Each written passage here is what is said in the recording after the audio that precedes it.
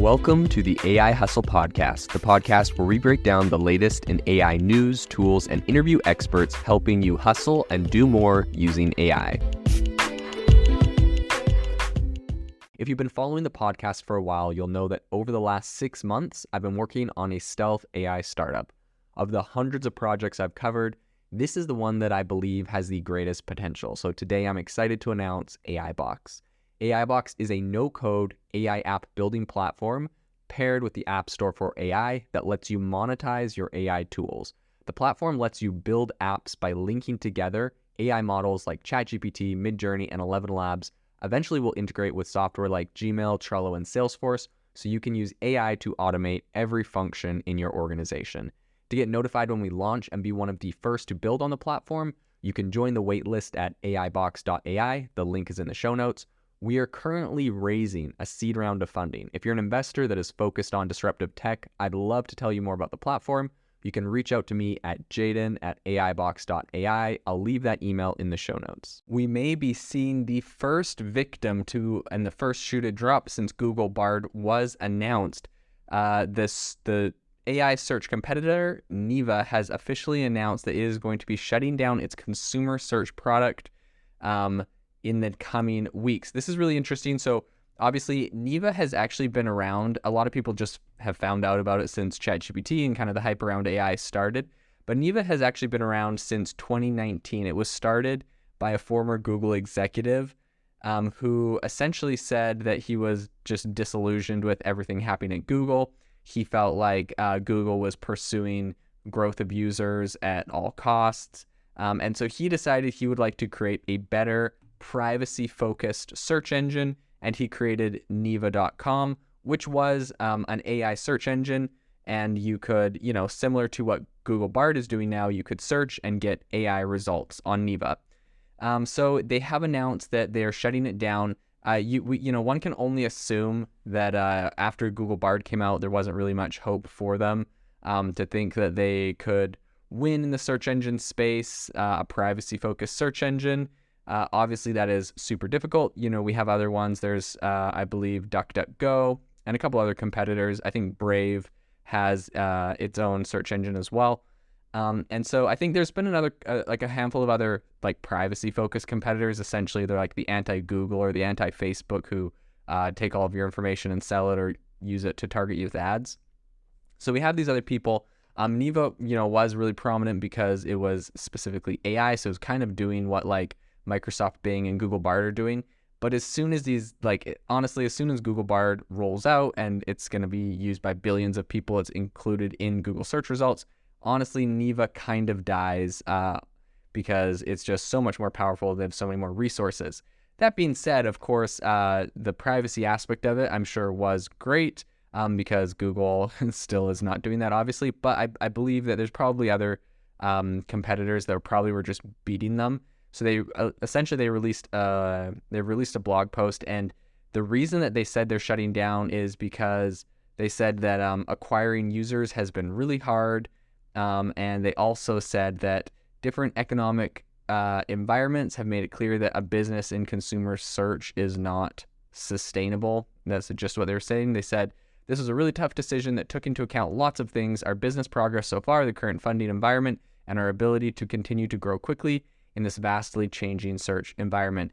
He tweeted that out on Saturday. So I think it's interesting. I've been in software before. Customer acquisition can be really hard unless you have incredible product market fit. I would have been really curious to see their numbers over the last couple months and their adoption, because I heard Neeva shilled by some really prominent and big podcasters. Jason Calacanis from This Week in Startups and the All In podcast talked relentlessly about Neeva to the point that his co-hosts would complain that it was always a sponsored thing. But you gotta think that a lot of these people using AI have heard of it or seen it, and I would be really curious to see what their user numbers were.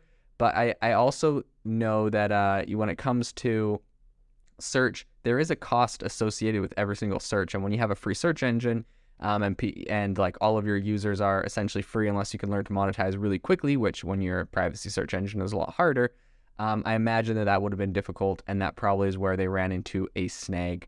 So I think this is going to be interesting to see what comes next in the landscape if we see more prominent AI companies like this drop. And that being said, Neeva is not shutting down. Essentially, they said that they're going to explore other consumer applications of their AI technology, other applications of their AI technology beyond just search. I think it's honestly, it's kind of sad, I'm sure, because this has been around since 2019 and it's probably their dream and they hustled for it and whatnot. But they probably missed the boat by not raising more funding in 2001 when things were frothy.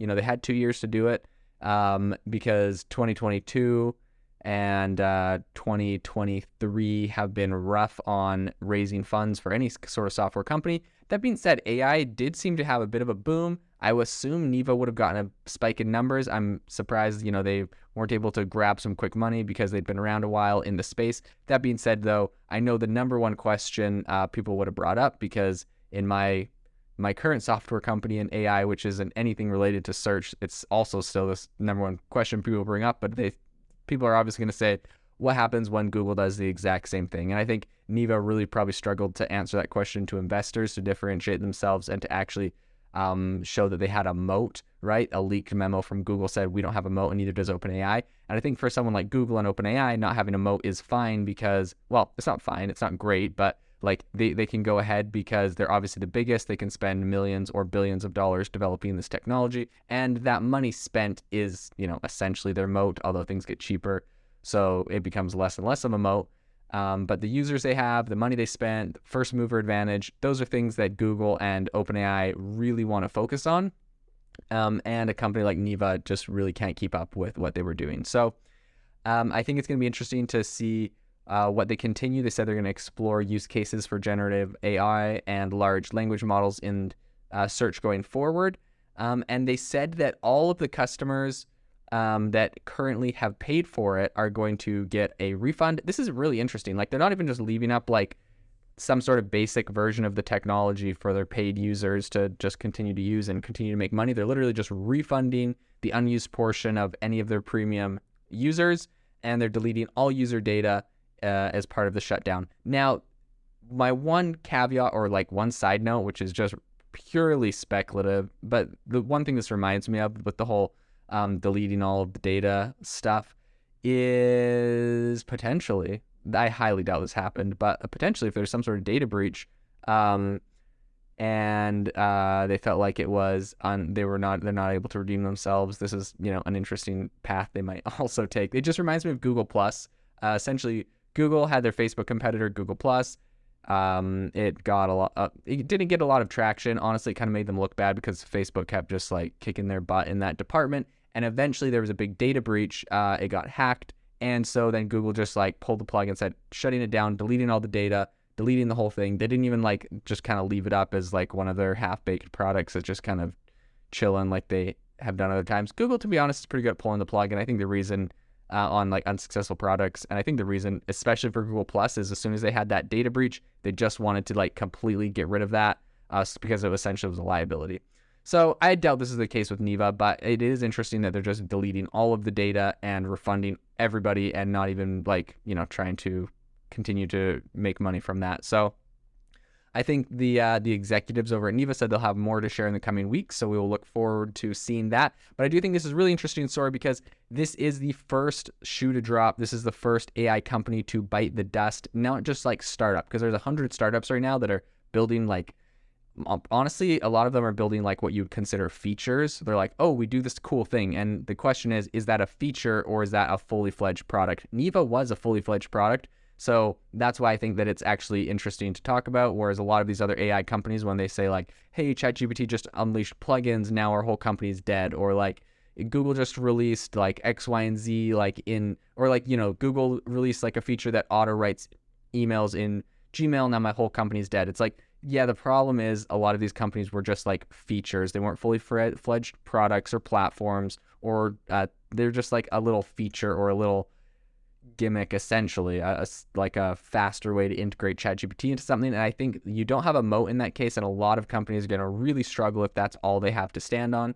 And so Those companies definitely are going to struggle, but something like Neeva, which is a search engine, which, arguably has a moat, it takes a lot of like manpower and a lot of resources to get something like that going. Seeing a company like that shut down their search operations, I think is very telling in the space. I wonder, as we see Apple's making announcements that they're getting into AI, Amazon's making announcements that they're getting into AI, and as we kind of see this consolidation of Microsoft, Google, Apple, and Amazon, what other companies, prominent AI companies, we will see die because they become irrelevant or they can't keep up, or they just weren't big enough to compete with these, the big players in the space. So that is an area that we will continue to follow into the future. If you are looking for an innovative and creative community of people using ChatGPT, you need to join our ChatGPT creators community. I'll drop a link in the description to this podcast. We'd love to see you there, where we share tips and tricks of what is working in ChatGPT. It's a lot easier than a podcast, as you can see screenshots, you can share and comment on things that are currently working. So if this sounds interesting to you, check out the link in the comment. We'd love to have you in the community. Thanks for tuning in to the AI Hustle podcast. If you could do us a massive favor, we would really, really appreciate it if you could leave us a review wherever you get your podcasts. This helps people find the podcast. It helps people know this is a good place to go. And we would really, really appreciate it, as it helps us continue to bring on incredible guests and share incredible content for you to listen to.